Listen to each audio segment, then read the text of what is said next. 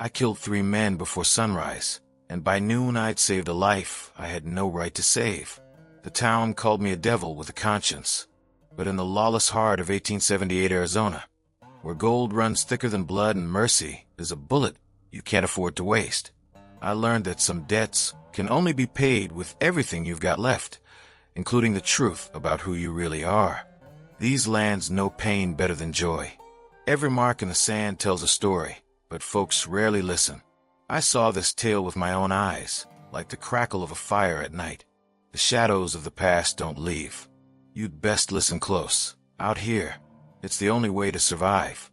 The sun hadn't yet broken over the jagged peaks of the Superstition Mountains when I pulled the trigger for the first time that morning. The sound echoed across the canyon like judgment itself, sending a flock of ravens spiraling into the pearl-gray sky.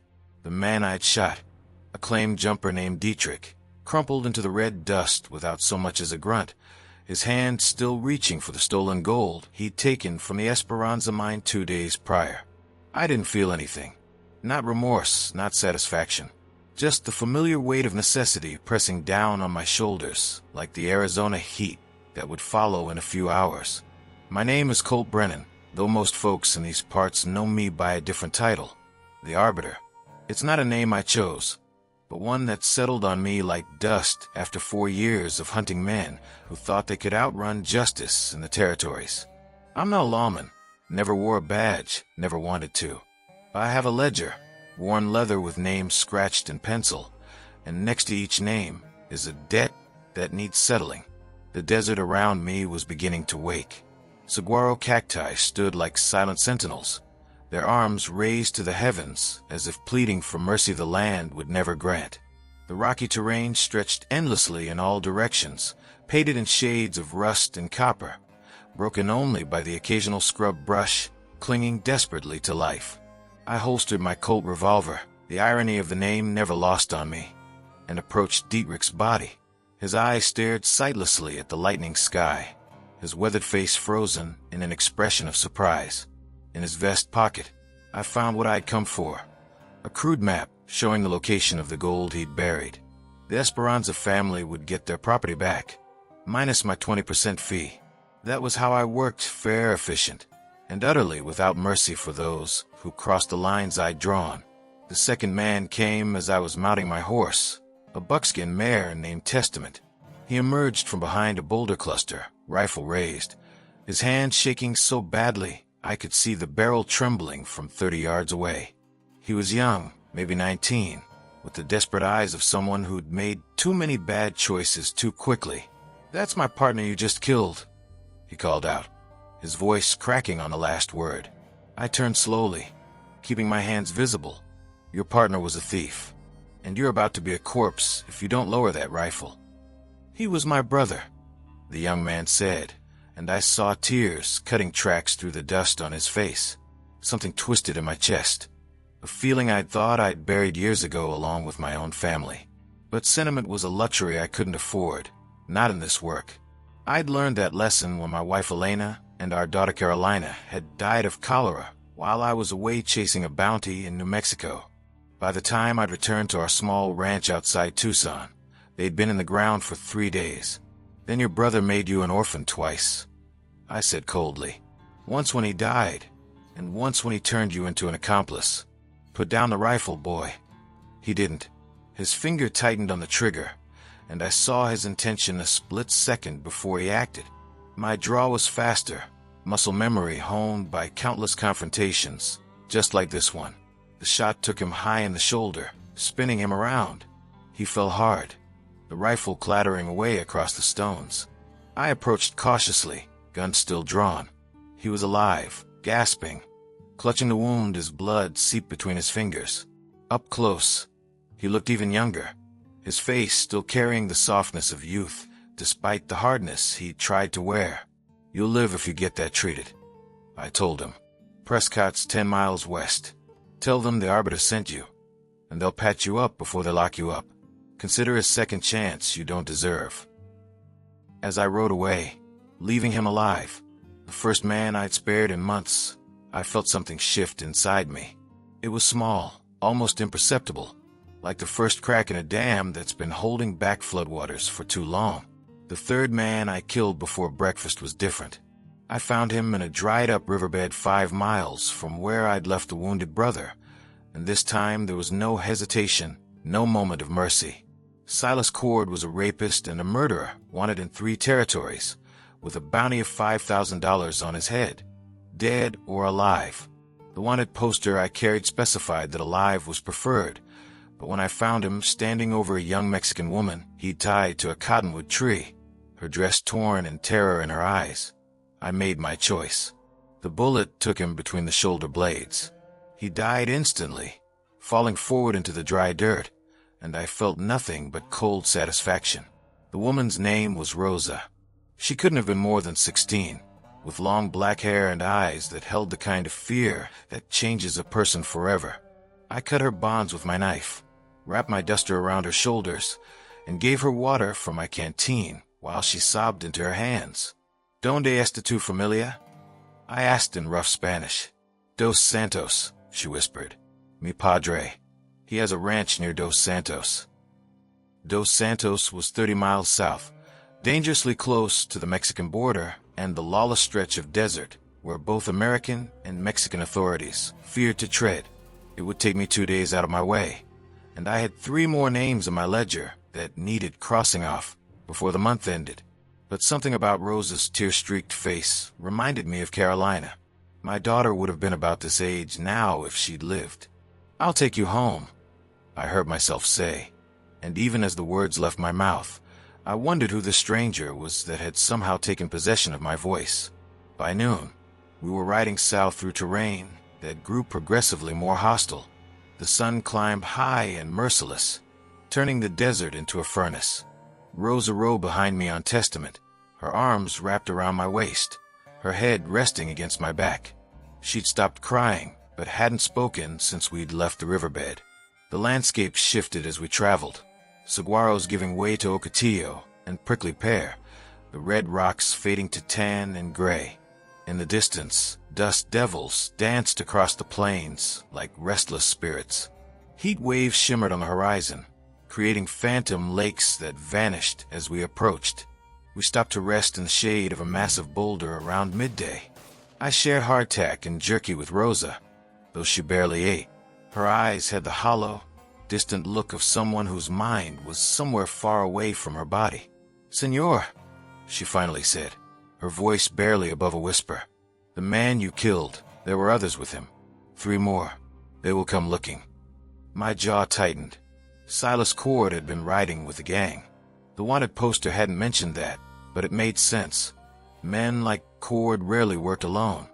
They surrounded themselves with others of their kind, forming packs of wolves who preyed on the weak and defenseless. "How many did you see?" I asked. 3, maybe 4. They had a camp in the canyon, 2 miles from where you found me. Her voice broke on the last words. I stood, scanning the horizon with experienced eyes. The desert appeared empty, but I'd learned long ago that emptiness in the territories was an illusion. Danger lurked in every shadow, behind every rock, in every arroyo and canyon. "We'll keep moving," I said. "Can you ride?" Rosa nodded, though I could see exhaustion in every line of her young face. As we mounted up again, I felt the familiar prickle of awareness on the back of my neck, the sixth sense that had kept me alive through 4 years of hunting dangerous men. Someone was watching us. Someone was following. I touched the worn grip of my revolver, feeling its solid weight. 3 more men, Rosa had said.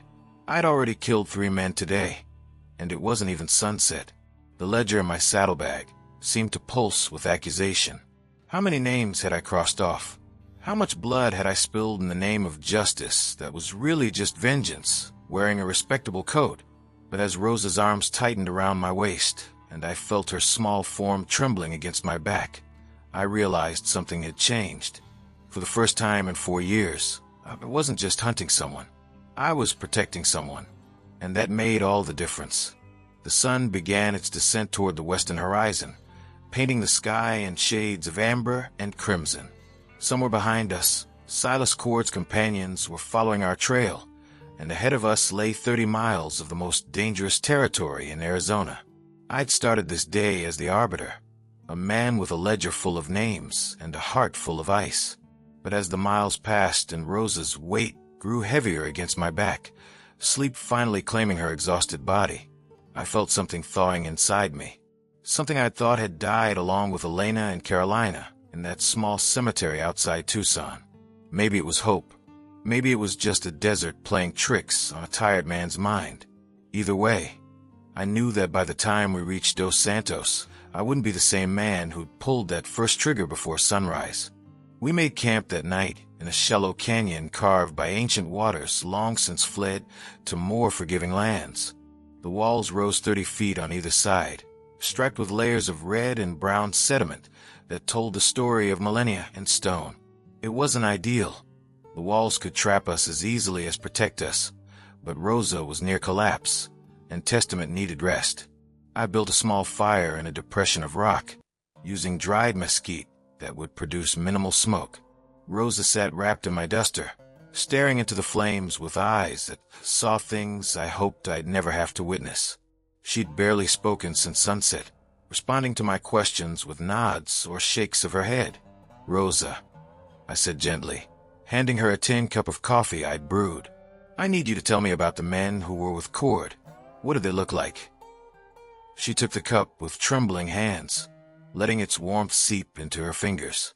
"One was very tall," she whispered, "with yellow hair and a scar here."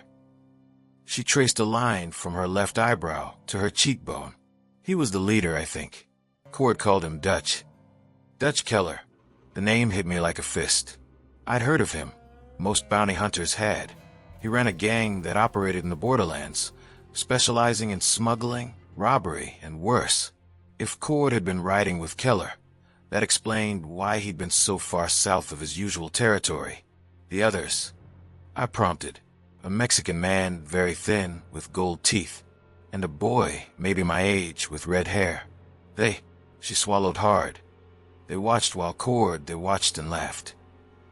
Rage, cold and sharp as a January wind, cut through me. I'd killed many men in my time as the Arbiter, but I'd never enjoyed it. Violence was a tool, nothing more. But hearing Rosa's words, I felt something darker stirring. The desire not just to stop these men, but to make them suffer. I pushed the feeling down. Emotions made you sloppy, and sloppy got you killed. "Try to sleep," I told Rosa. "I'll keep watch." She curled up on the sandy ground near the fire, my duster still wrapped around her slight frame. Within minutes, exhaustion claimed her, and her breathing deepened into the rhythm of uneasy sleep. I settled against the canyon wall, rifle across my knees, and let my mind drift into the state of alert relaxation I'd learned during my years on the trail. My body rested, but my senses remained sharp, cataloging every sound. The crackle of burning wood, the distant cry of a coyote, the whisper of wind through the canyon.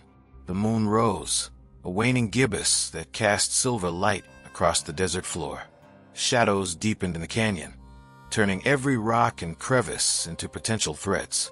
I'd learned to trust my instincts, and right now they were screaming that we weren't alone. The attack came an hour before dawn. I heard them before I saw them.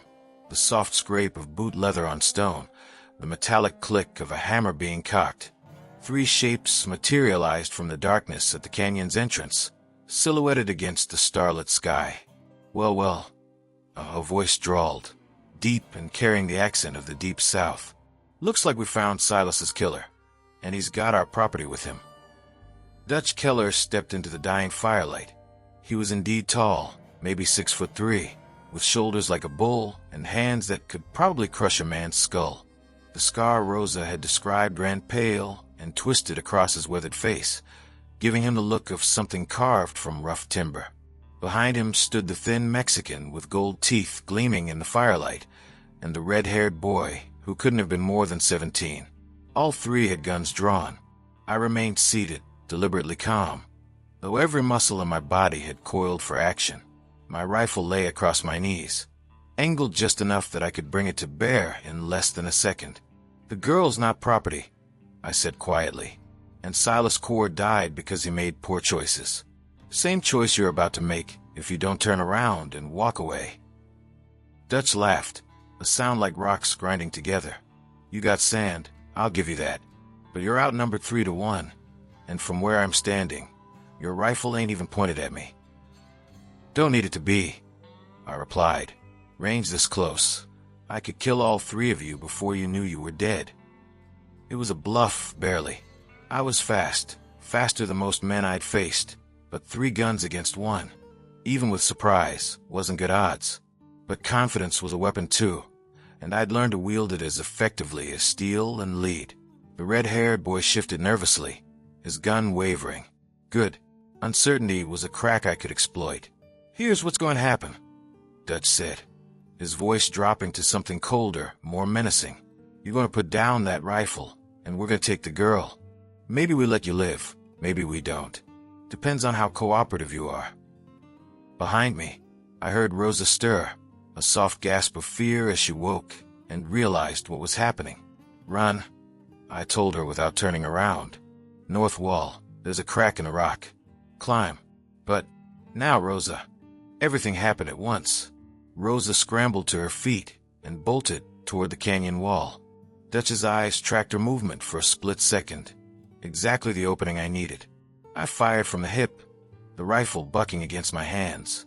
The shot took the thin Mexican in the chest, punching him backward into the dust. The boy's gun went off, wild and high, the bullet sparking off stone 5 feet above my head. My second shot caught him in the leg, and he went down screaming. Dutch was faster than I'd expected. His gun roared, and I felt the bullet tug at my shirt as it passed inches from my ribs. I rolled left, coming up on one knee, rifle tracking. We fired simultaneously. His bullet kicked up sand where I'd been a heartbeat before.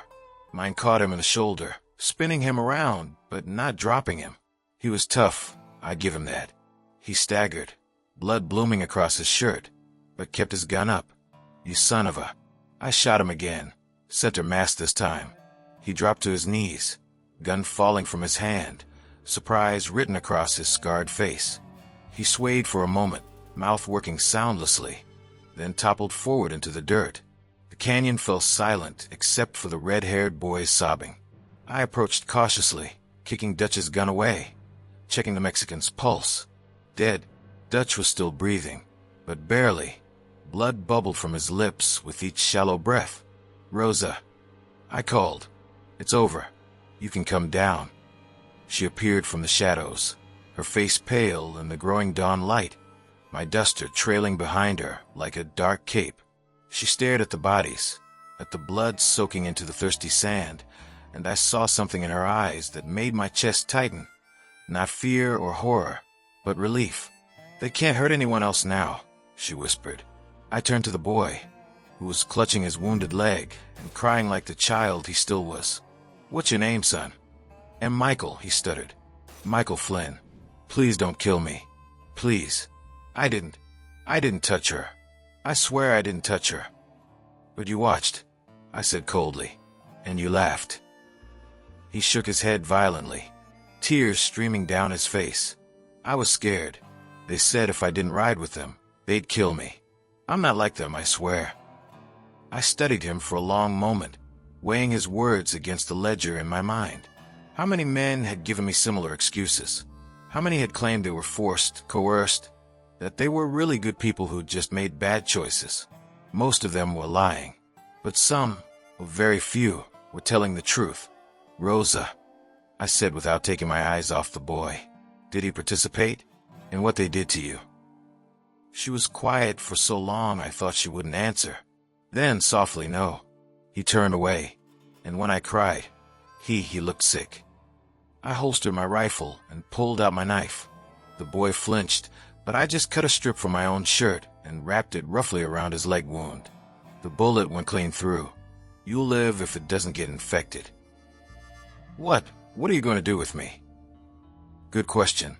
The lawful thing would be to take him to Prescott, let him stand trial as an accomplice. But the law in the territories was a fluid thing, and judges weren't always interested in nuance. A boy riding with Dutch Keller's gang would likely hang, regardless of whether he'd actually committed any crimes himself. "I'm taking Rosa home," I said finally. You're going to ride north to Prescott. You're going to turn yourself in to Marshal Hendricks. Tell him everything about Dutch Keller's operations, where they camped, who they worked with, everything you know. You do that, you might get a second chance at life. And if I don't? I met his eyes with a stare that had made harder men than him flinch. Then I'll find you, and next time, there won't be any mercy. As the sun rose fully, painting the desert in shades of gold and bronze, I helped a boy onto the thin Mexican's horse and pointed him north. Rosa and I watched him ride away, favoring his wounded leg, looking back over his shoulder like he expected me to shoot him in the back. Will he do what you said? Rosa asked. I don't know, I admitted, but I gave him a choice. What he does with it is his burden, not mine. We broke camp quickly, erasing what evidence we could of the night's violence.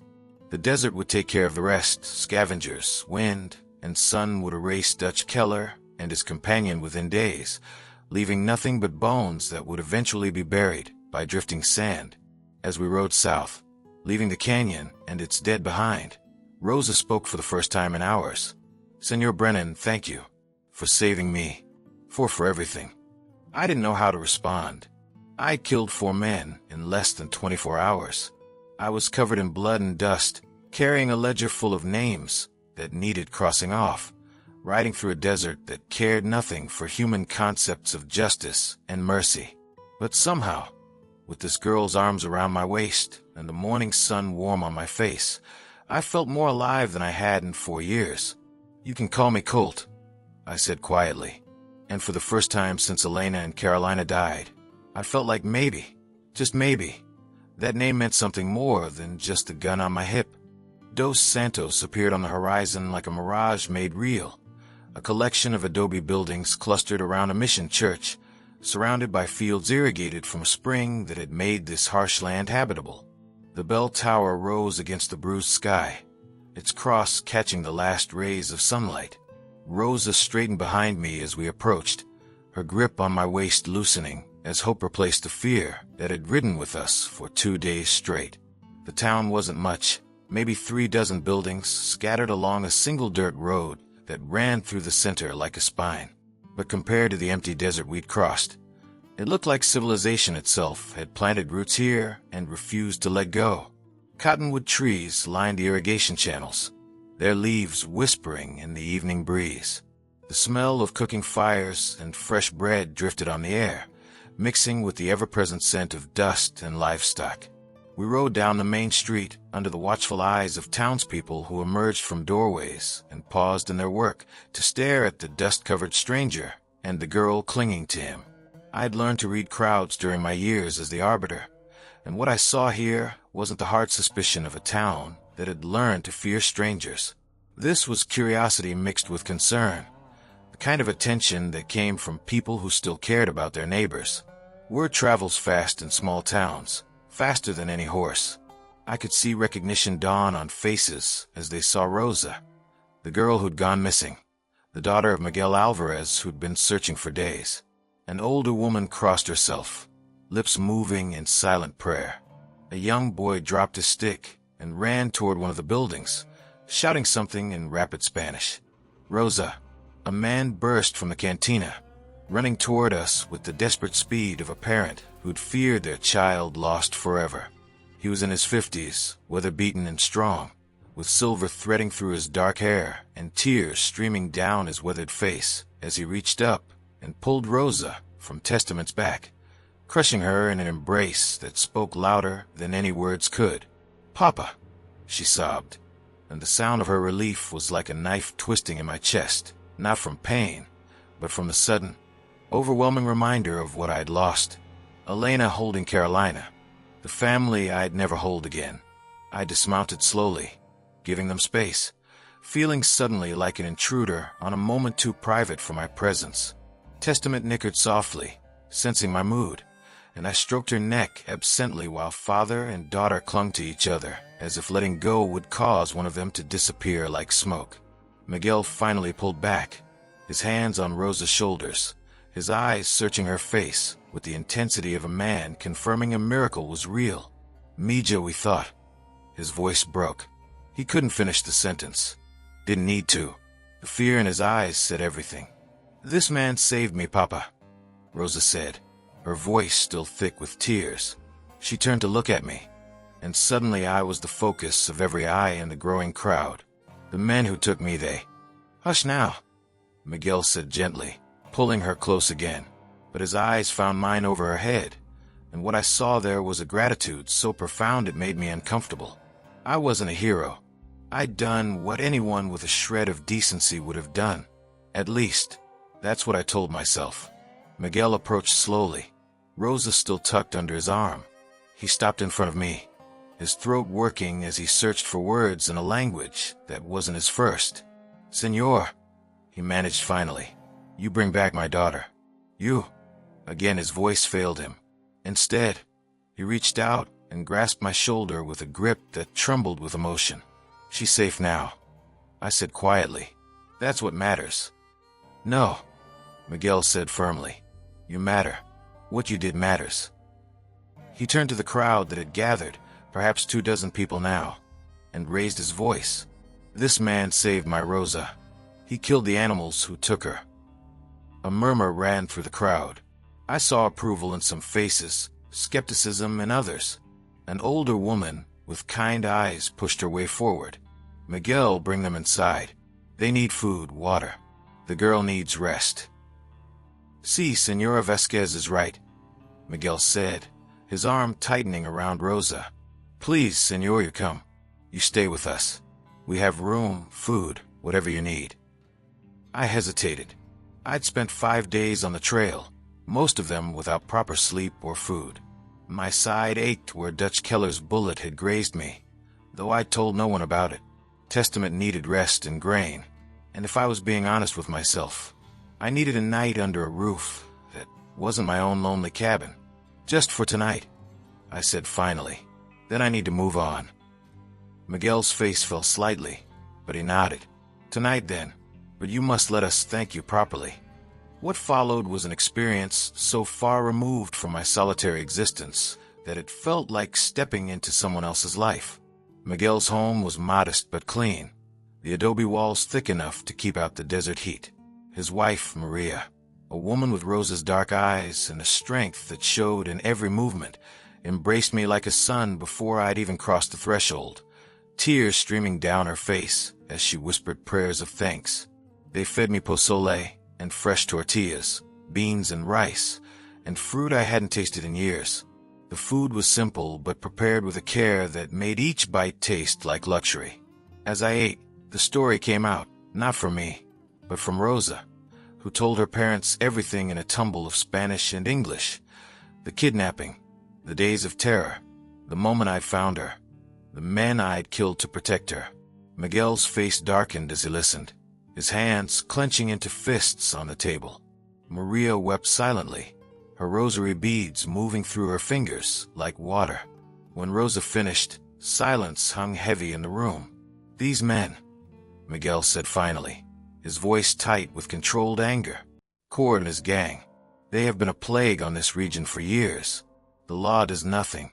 Too few lawmen, too much territory. People disappear and nothing happens."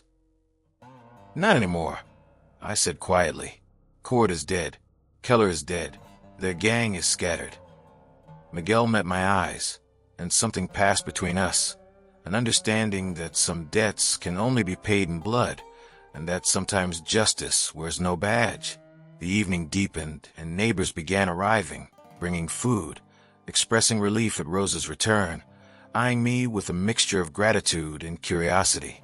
I wasn't comfortable being the center of attention, but I endured it because Rosa needed this, needed to be surrounded by people who loved her, needed to be reminded that not all the world was cruel.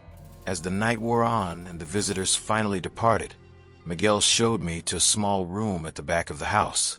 It was sparse, a cot, a wash basin, a single chair, but it was clean and quiet.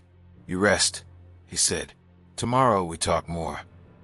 I nodded, exhaustion finally catching up with me. As Miguel turned to leave, I spoke. "Your daughter is strong. She survived something that would have broken most people. You should be proud." Miguel's eyes glistened. "I am proud. and I am grateful to the man who made sure she could come home. After he left, I lay on the cot staring at the ceiling, listening to the soft sounds of the household settling for the night. For the first time in years, I wasn't alone in the darkness. The presence of other people, of life continuing around me, should have been comforting. Instead, it made me acutely aware of everything I had lost. Elena and Carolina had been gone for 4 years, but tonight, in this house full of family and love, their absence felt fresh as an open wound.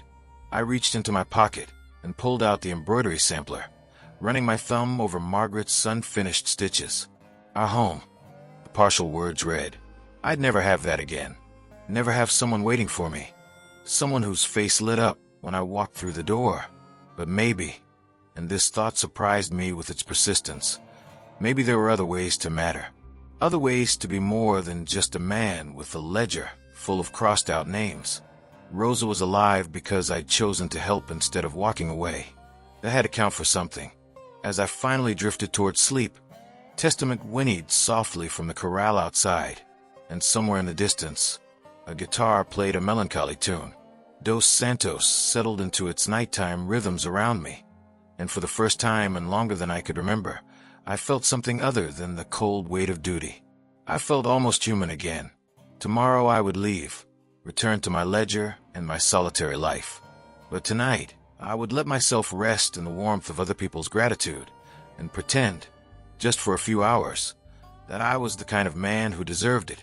2 days in Dos Santos taught me what I'd forgotten, that communities could be built on something other than fear and violence. Miguel had insisted I stay, recovering from wounds I'd barely acknowledged and eating food prepared by hands that viewed hospitality as sacred duty. The town, small as it was, had embraced me with a warmth I didn't know how to accept. Rosa's recovery was remarkable. The resilience of youth, Maria called it, though I suspected it was something deeper. A core of strength that trauma had tested but not broken. She helped her mother in the kitchen, played with younger children in the square, and seemed determined to prove that what had happened to her wouldn't define her. But I saw the shadows in her eyes when she thought no one was looking. Heard her nightmares through the thin adobe walls. Survival and healing weren't the same thing, and healing took time Dos Santos seemed willing to give. I, however, was growing restless. The ledger in my saddlebag seemed to pulse with accusation, reminding me of names still uncrossed, debts still unpaid. I'd told Miguel I was leaving tomorrow, and he'd accepted it with resignation, though Maria had pursed her lips in that way mothers do when they disagree but won't argue. The evening of my second night, I sat on Miguel's small porch watching the sun paint the Mission Bell Tower gold and crimson.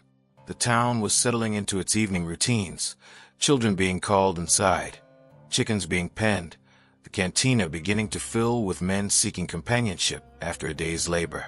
Testament stood in the corral, content and well-fed, probably wondering why we hadn't already moved on. I was wondering the same thing. Mind if I join you?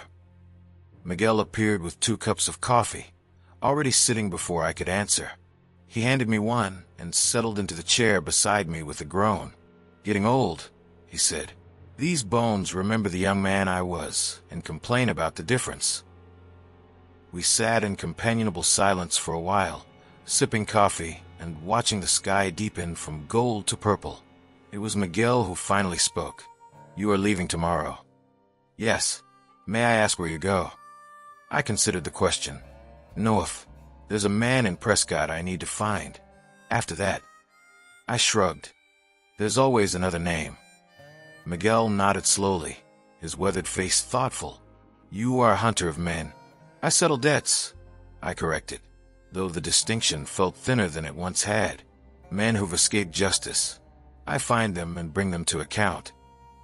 And this brings you peace. The question caught me off guard. No one had ever asked me that before. It brings me purpose. That is not the same thing. I turned to look at him. Miguel's eyes held no judgment, only a quiet understanding that suggested he knew something about living with ghosts. No, I admitted. It's not. My father told me once, Miguel said, his gaze distant, that a man who spends his life looking backward will trip over what lies ahead. He took a sip of coffee. You have a ledger, see? Names of men to find. Yes. And when the ledger is empty, when all the names are crossed off, what then? I didn't have an answer. I'd never let myself think that far ahead. The ledger had been my compass for 4 years, giving me direction when I had none, purpose when everything else had been stripped away. Before I could respond, a sound cut through the evening. Hoofbeats, multiple horses moving fast. Miguel tensed immediately, his hand moving instinctively toward the revolver I'd noticed he kept tucked in his belt. That is not the sound of friends arriving, he muttered. We stood together, moving to the edge of the porch.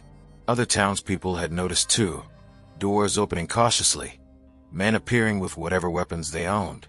The peaceful evening had shifted in an instant, the air suddenly tight with tension.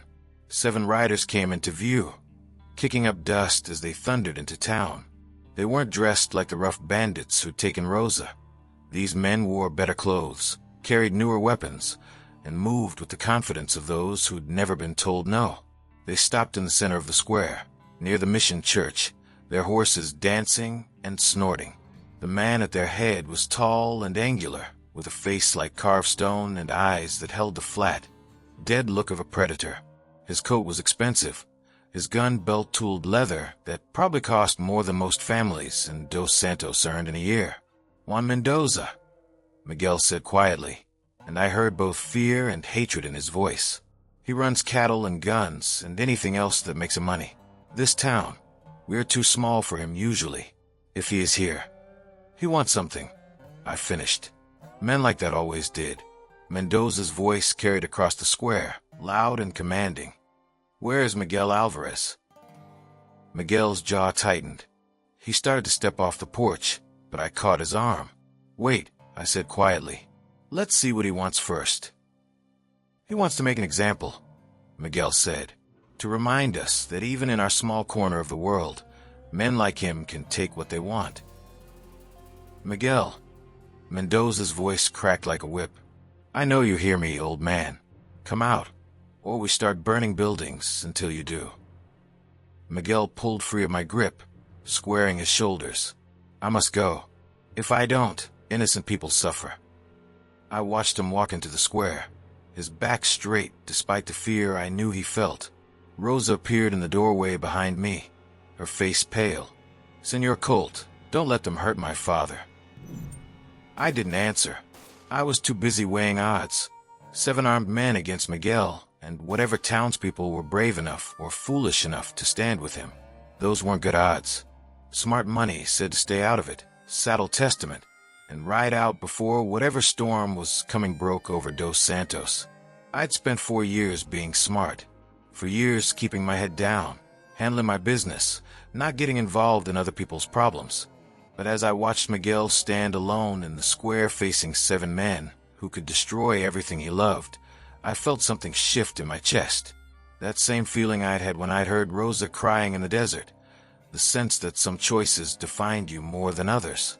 The ledger in my saddlebag suddenly felt very light. Get inside, I told Rosa quietly. Lock the door. No matter what happens, you stay inside. I stepped off the porch, my hand resting casually on my revolver, and walked toward the square. I could feel eyes on me from every window and doorway, the whole town watching to see what the stranger would do. Miguel, I said loud enough for everyone to hear. Seems you've got visitors. Mendoza's dead eyes swung toward me, measuring. And who are you supposed to be? Nobody important, I replied, stopping a few feet from Miguel. Just passing through. But I've got a habit of getting involved in things that aren't my business. One of Mendoza's men laughed. Boss, you want me to? Shut up, Mendoza said without looking at him. His gaze stayed locked on me. Predator assessing prey. You've made a mistake, stranger. This doesn't concern you. Maybe, I agreed, but I'm making it my concern anyway. The tension in the square was thick enough to choke on. Mendoza's men shifted in their saddles, hands drifting toward weapons. Behind me, I heard doors opening further, the sound of rifles being cocked. The townspeople were finding their courage, drawing strength from the fact that someone, Even a stranger was willing to stand. Mendoza smiled then, cold and sharp. You killed some men who worked for me. Dutch killer's gang. That was expensive. I've come to collect payment. So that was it. Mendoza wasn't here for Miguel specifically. He was here for me, and Miguel's town was just unlucky enough to be where he'd found me. Then take it up with me, I said. Leave these people out of it.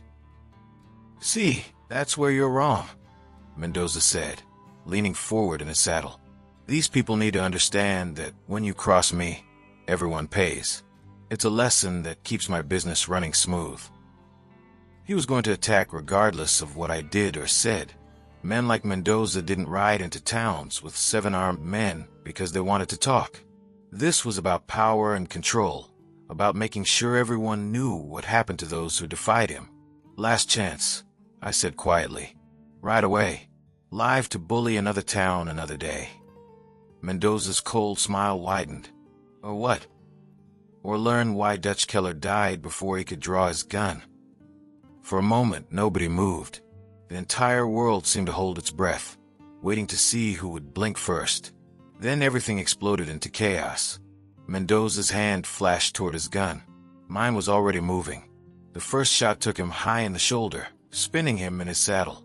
His men reacted instantly, reaching for weapons, but the townspeople were ready. Gunfire erupted from windows and doorways, a ragged volley that sent horses screaming and men diving for cover. I was moving before the second shot rang out, pulling Miguel down behind a water trough as bullets chewed up the dirt where we'd been standing. Get to cover. I shouted over the chaos. Get everyone inside. Miguel scrambled toward the nearest building, shouting orders in Spanish. I stayed low, tracking targets, firing with precision born from years of hunting men who shot back. One of Mendoza's men went down, then another, but there were still 5 of them, and they were spreading out, taking positions behind cover. This wasn't going to be over quickly, and the longer it went on, the more likely an innocent person would catch a bullet meant for me. I'd come to Dos Santos to deliver Rosa home safely. Instead, I'd brought war to their doorstep. The thought burned like acid, but there was no time for regret. Only survival, and making sure Mendoza's men didn't burn this town to the ground before the sun set. As bullets continued to fly, and the town that had shown me kindness became a battlefield, I made my choice. I wasn't leaving Dos Santos. Not until this was finished. Not until every last one of Mendoza's men was dead or run off. The ledger could wait. Some debts, I was learning, could be settled with crossed-off names. Some debts required you to stand and fight for people who couldn't fight for themselves, even if it meant putting everything on the line. Especially then. The battle for Dos Santos lasted from midnight until dawn. 6 hours of hell compressed into gunfire, shouted orders, and the acrid smell of burning powder that hung over the town like a funeral shroud. Juan Mendoza hadn't come with just 5 men. He'd brought 15, maybe 20, scattered through the darkness like wolves circling a wounded animal. But I'd spent 3 days preparing the town for this. Miguel and I had position shooters on rooftops, barricaded the mission church, stockpiled ammunition, and drilled the townspeople until their hands stopped shaking when they held rifles. Rosa had organized the women to prepare bandages and boiling water, to pull the wounded to safety when the bullets started flying. It wasn't enough. Not really. You can't turn farmers and shopkeepers into soldiers in 3 days. But you can teach them to be stubborn, and stubbornness counts for a lot when you're fighting for your home. The first wave came at midnight. They rode in hard from the north, torches blazing, firing wildly into the darkness. The plan was simple: create chaos, draw us out, pick us off one by one. It was the same strategy men like Mendoza had used to terrorize border towns for years, and it worked because most towns panicked. Dos Santos didn't panic. The moment the first torch appeared on the horizon, I rang the mission bell, 3 sharp clangs that echoed through the night. Lanterns extinguished instantly, doors barred, and 40 men took their positions with the grim determination of people who'd finally decided they were tired of running. I stood in the bell tower, rifle in hand, watching the riders approach. Testament was stable behind the mission, saddled and ready in case we needed to make a desperate retreat. But I wasn't thinking about retreat. I was thinking about Rosa's face when she'd asked me to protect her family, about Miguel's handshake, firm and trusting, about the schoolhouse they'd built last year, full of children's drawings that would burn if Mendoza won. Wait for my signal. I called down to the men positioned along the mission walls. Don't waste ammunition. Every shot counts. The riders came closer, their war cries cutting through the night. 50 yards. 40. 30. Now, the night exploded. Muzzle flashes lit the darkness like lightning, and Mendoza's first wave crashed into a wall of lead. 3 riders went down immediately, their horses screaming and rearing. The others scattered, firing blind into the darkness, hitting nothing but adobe walls and empty air. They regrouped quickly. I'd expected that. Mendoza was too experienced to let one failed charge break his momentum. The second wave came from the east, dismounted this time, using the buildings for cover as they advanced through the streets. This was going to be a street fight. Close quarters. Personal. I descended from the bell tower, moving through the mission's interior to where Miguel waited with 10 men armed with a mixture of rifles and shotguns.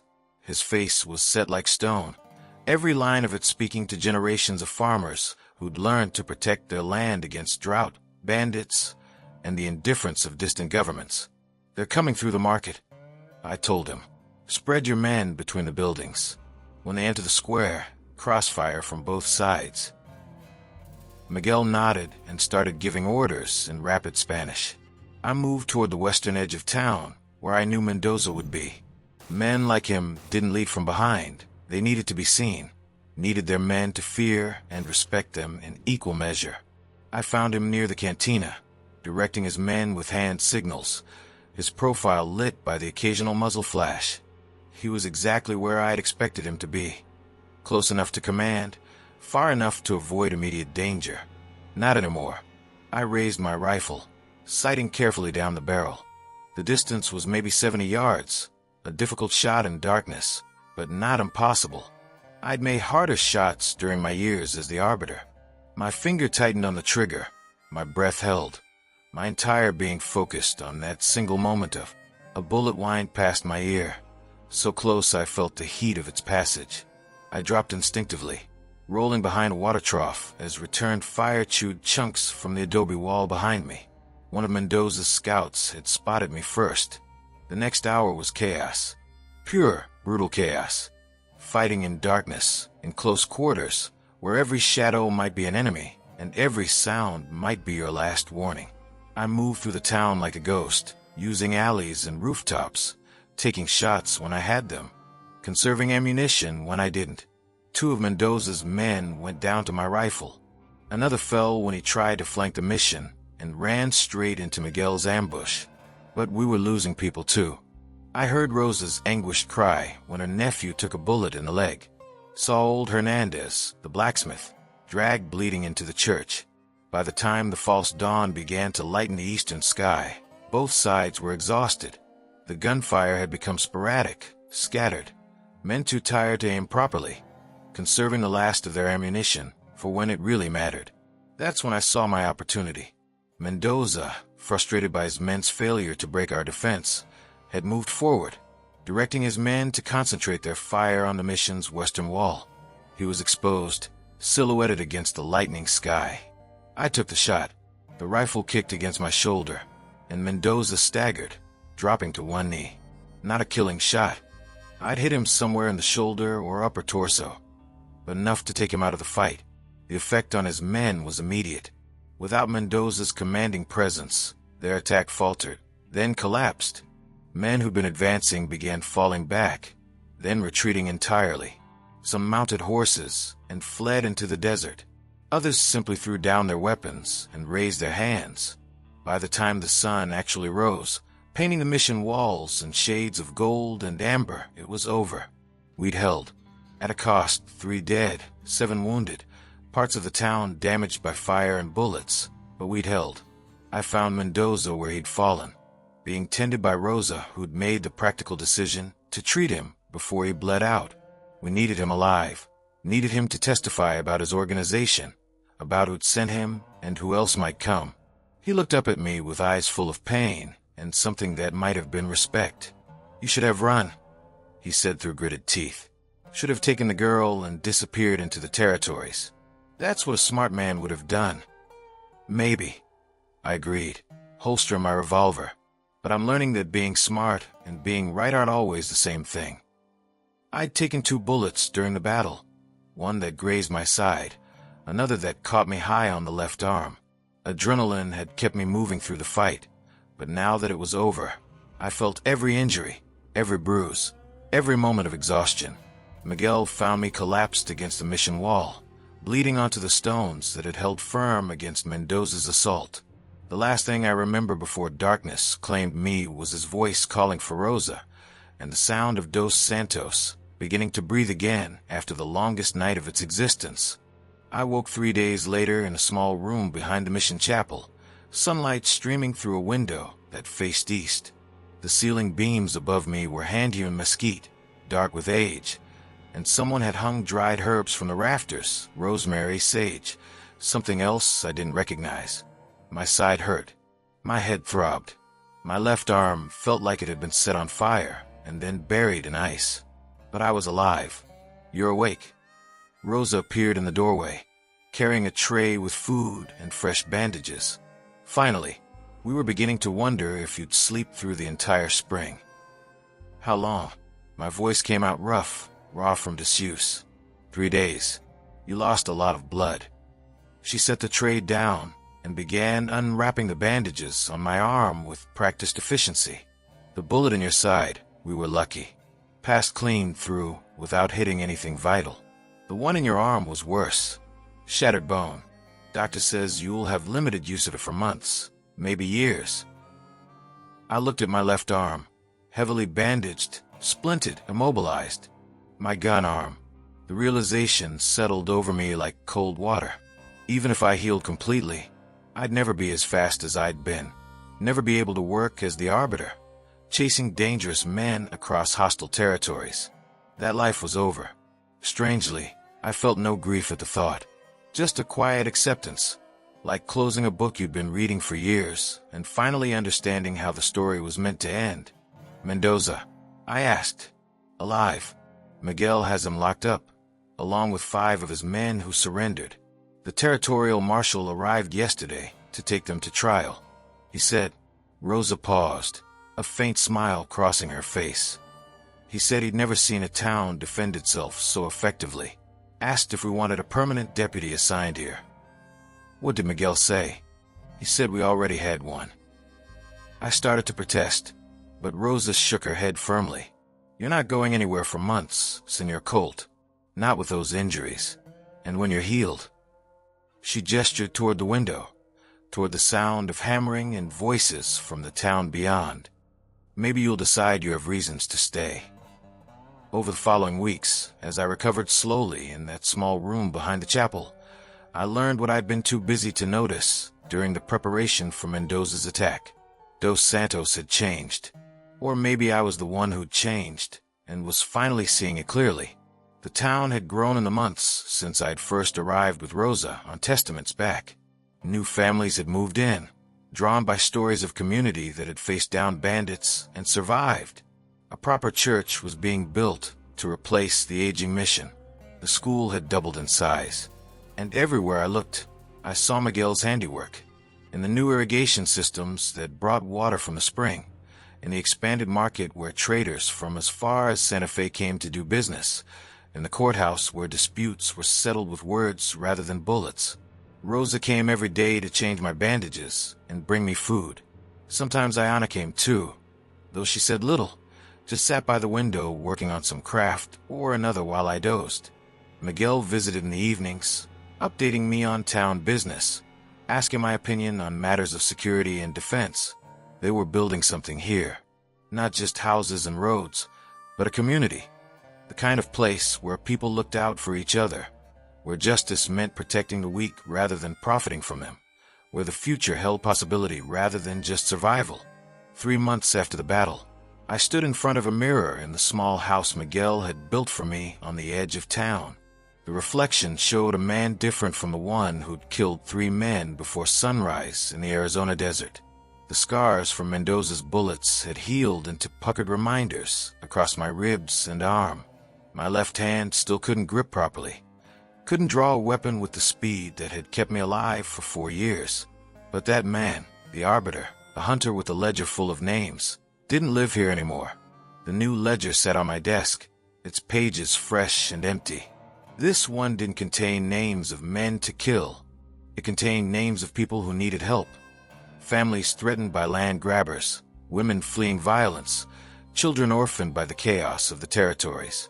Next to each name, I'd written notes about what they needed: protection, legal representation, a safe place to rebuild their lives.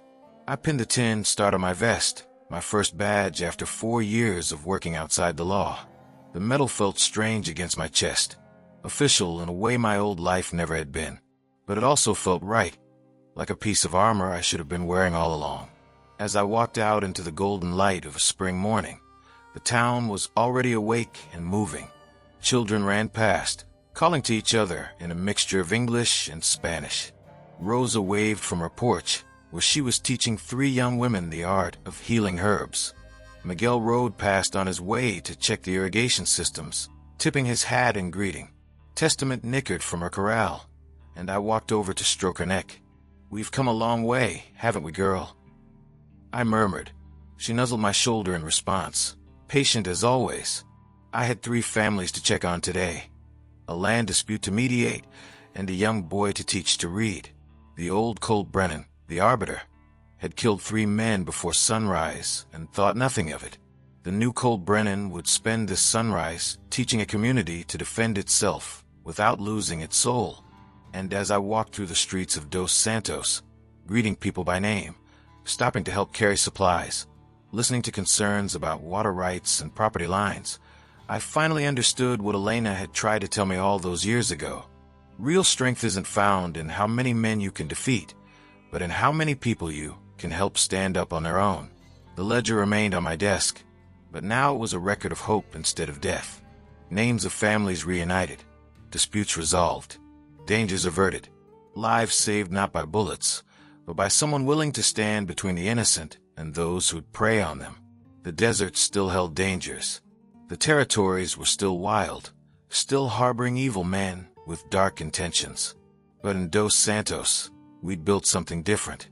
A place where the law meant more than the fastest draw, where community mattered more than individual glory, where justice was measured not in bodies left behind, but in lives given the chance to flourish. As the sun climbed higher, painting the Mission Bell Tower in shades of gold, I felt the weight of my old life finally lift. The Arbiter was dead, buried somewhere in the Arizona desert along with the anger and grief that had driven him.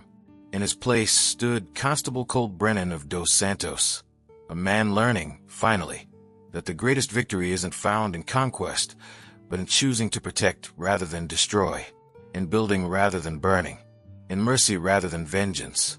And that made all the difference. See you around, my friend. I've got another story for you.